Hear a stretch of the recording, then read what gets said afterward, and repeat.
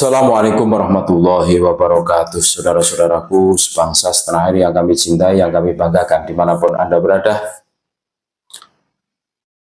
Munculnya makam-makam palsu di seantero Nusantara ini menjadi perhatian kita semua, termasuk Gus Muafik.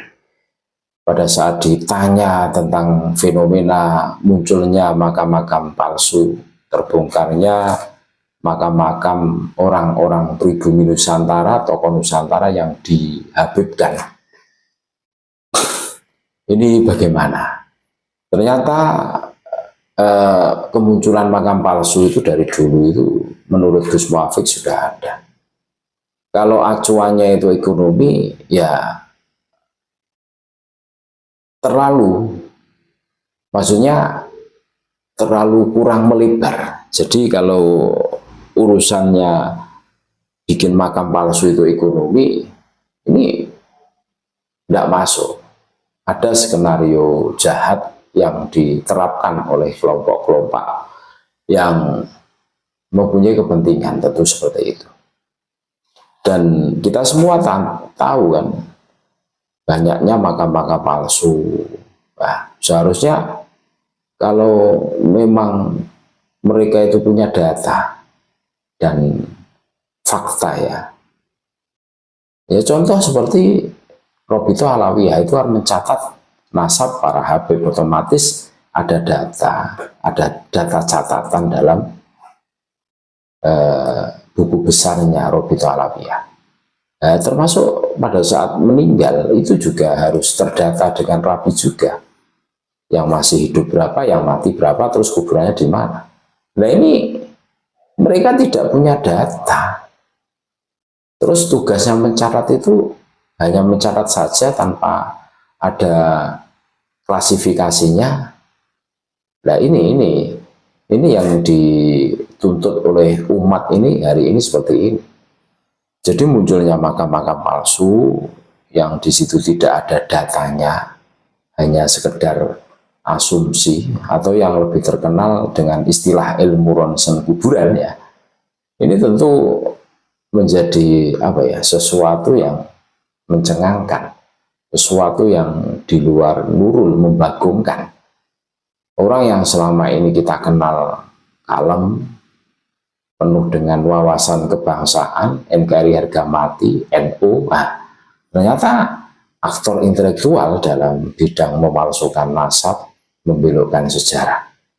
Nah, ini ada visi misi apa yang ada di otak mereka? Ya tentu visi misi jahat, ingin menguasai Nusantara, ingin menguasai NU, ingin menguasai semuanya, tentu seperti itu. Dan hari ini kita merasakan, selama ini kita dibohongi, dinabubukkan dengan doktrin-doktrin halu mereka. Ternyata mereka terbukti bukan zuriyah Nabi dan tidak bisa membuktikan, tidak bisa memverifikasi. Jadi sudah jelas siapa mereka sebenarnya.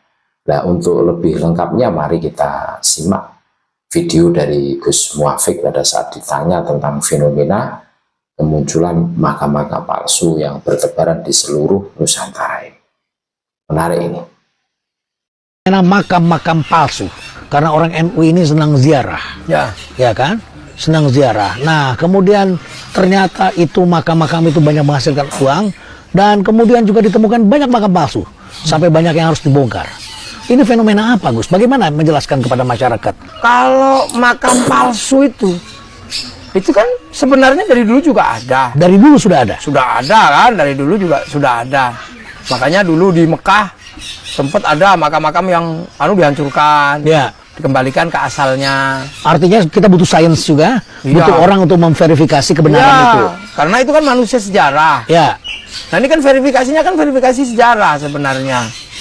Sejarah itu kan ada lompatan-lompatan hermeneutikanya. Ada real life-nya kayak apa. Kalau real life-nya ada, pasti ada narasinya dong. Kalau narasinya ada, pasti historiografinya ada, baru ada ideologi, ada menjadi manusia sejarah. Nah, sekarang orang ini kan semuanya berbicara tentang data. Jadi tidak semata-mata itu faktor ekonomi. Gitu lah. Karena memang sekarang orang sudah diverifikasi. Apalagi sekarang tiba-tiba kenapa makam itu, makamnya orang Indonesia, Tapi kok setiap makam yang berubah itu menjadi makamnya orang Arab, kan di orang Yaman. Ini kan terus tiba-tiba orang bertanya. Orang Yaman itu di Indonesia, itu yang dari punya klannya masing-masing. Punya catatan keluarga dari mana. Ya. Artinya kalau ketika dia lahir, bawa catatan, Pak mati itu pasti ada sejarahnya, ada catatannya. Dimakamkan di mana? Di mana pasti mau lahir kemana-mana bawa catatan. Seperti barang keluar dari mall. Barang dari keluar pasti ada barcode-nya. Mau sekecil apapun bentuknya, karena memang barang keluar dari mall itu ada barcode-nya. Ketika keluar pasti ada barcode-nya.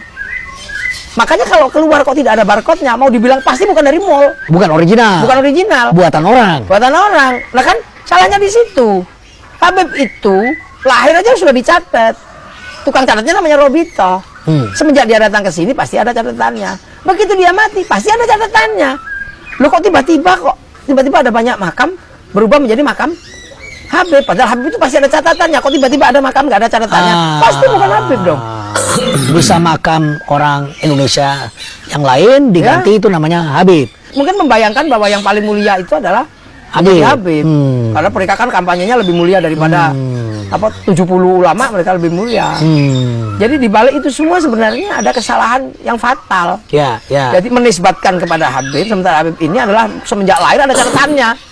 Lahir dimanapun bawa catatan, maka ketika mati pasti ada catatannya. Jadi begitu ada makam kok nggak ada catatannya, pasti bukan makam Habib.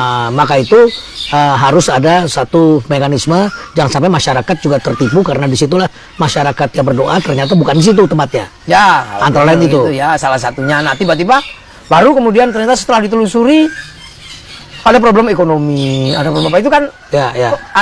Fakta lanjutan gitu kan? Ya, ada problem yang agak sedikit tendensius, aspek-aspek semacam ideologi. Mungkin ada. Ya, tapi kan kita nggak bisa kemudian menjustifikasi ideologi. Tapi fenomena itu kan bisa dianalisis. Kan gitu. Karena apa?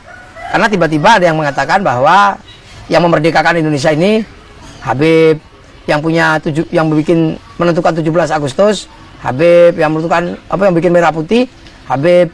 Nah, artinya bahwa takeover sejarah ini itu kan yang paling pokok juga harus diimbangi. Pahlawannya di mana? Nah, untuk menentukan pahlawan itu kan harus ada jejak orangnya. Nah, kalau dia membangun narasi, maka dia juga harus membangun sejarah orang yang bikin narasi itu. Nah, sejarah orang yang sudah meninggal itu kan makam. Jadi social engineering-nya kan juga harus paralel. Kalau mereka yang buat lah, terus orang yang buat itu di mana sekarang? Oh, makamnya di situ. Oh, makamnya di situ. Baru kemudian, nah setelah mereka menggunakan data, orang lain juga punya data. Nah ini kan persoalan adu data. Mengislamkan budaya atau membudayakan Islam. Ini juga banyak orang bertanya seperti ini. Apa yang sebaiknya dilakukan? Banyak orang yang melakukan pilihan adalah mengislamkan budaya. Kan gitu, dua-duanya bisa jalan. Membudayakan Islam, mengislamkan budaya. Karena apa? Karena Islam datang, itu semua orang sudah punya budaya. Jadi dunia ini kan berperadaban. Islam belum datang kan sudah berperadaban. Jawa juga sudah punya peradaban. Sumatera sudah punya peradaban. Makanya ada peradaban yang cocok. Nah, peradaban yang cocok itu namanya inkulturasi, asimilasi. Yang nggak cocok namanya sinkretik. Itu yang nggak cocok. Jadi ketika Islam itu datang pasti ketemu dengan budaya yang sudah ada. Ketemu wayang. Ketemu wayang. Ya kan gitu. Oh, wayang ini sastra tutur. Isinya bisa disampaikan tentang kebaikan, tentang apa. Nggak bertentangan isinya.